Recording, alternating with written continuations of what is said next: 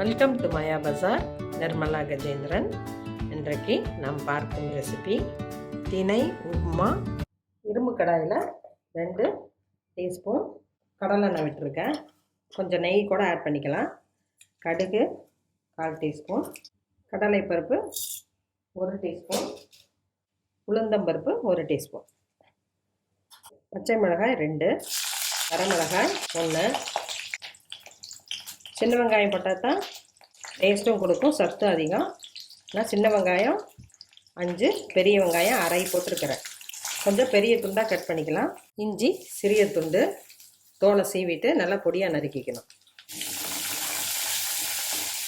கருவேப்பிலை பொடியாக நறுக்கிட்டால் குழந்தைங்க அப்படியே சாப்பிட்ருவாங்க.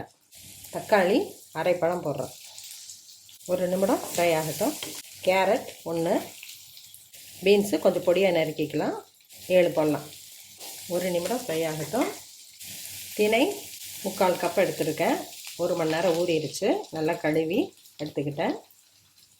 3/4 கப்புக்கு நாம் 2 கப்பு தண்ணி ஊற்றலாம். தேவையான அளவு கல்லுப்பு மூடி போட்டு 2 நிமிஷம் கொதிக்கட்டும். இப்போ நம்ம தினையை போட்டுடலாம். தண்ணியை நல்லா வடிச்சிட்டு போட்டுடலாம். 2-3 தடவை வாஷ் பண்ணிடணும். இந்த திணையில் இருக்க உமியெல்லாம் வந்துட்டால் தான் நமக்கு ஈஸியாக டைஜஸ்ட் ஆகும். திணை வாரம் 2 தடவை சாப்பிட்றது ஹெல்த்தியாக இருக்கும்.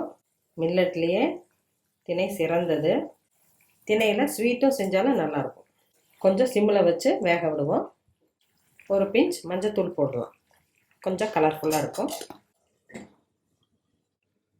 இடையில ஒரு தடவை கிளறி விடுவோம். மறுபடியும் கொஞ்சம் நேரம் வேகட்டும். தண்ணி நல்லா வற்றிக்கிச்சு. இரும்பு சட்டியில் பண்ணுறதுனால அடி பிடிக்காது, ஒட்டாமல் வரும். சரியான பதத்துக்கு வந்துடுச்சு. 1 டீஸ்பூன் நெய் விடுறேன். குழந்தைங்களுக்கு கொடுக்கணுன்னா நெய்யிலேயே கூட தாளிக்கலாம். சீசனப்போ பட்டாணி ஆட் பண்ணிக்கலாம். குழந்தைங்களுக்கு தர்றதுன்னா உருளைக்கிழங்கும் போட்டுக்கலாம். கொத்தமல்லி இலை போட்டு இறக்கிடலாம். தினை உப்மா ரெடி ஆயிடுச்சு. இந்த ஆண்டை சிறுதானிய ஆண்டை ஐநா அறிவிச்சிருக்கு. இது இந்தியாவுக்கே பெருமை.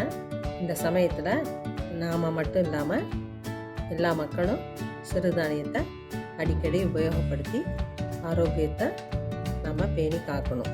ருசிக்காக மட்டும் சாப்பிடாம நம்ம உடம்பு ஆரோக்கியத்துக்காக சாப்பிட்ணுன்னு குழந்தைங்களுக்கு சொல்லி கொடுக்கணும்.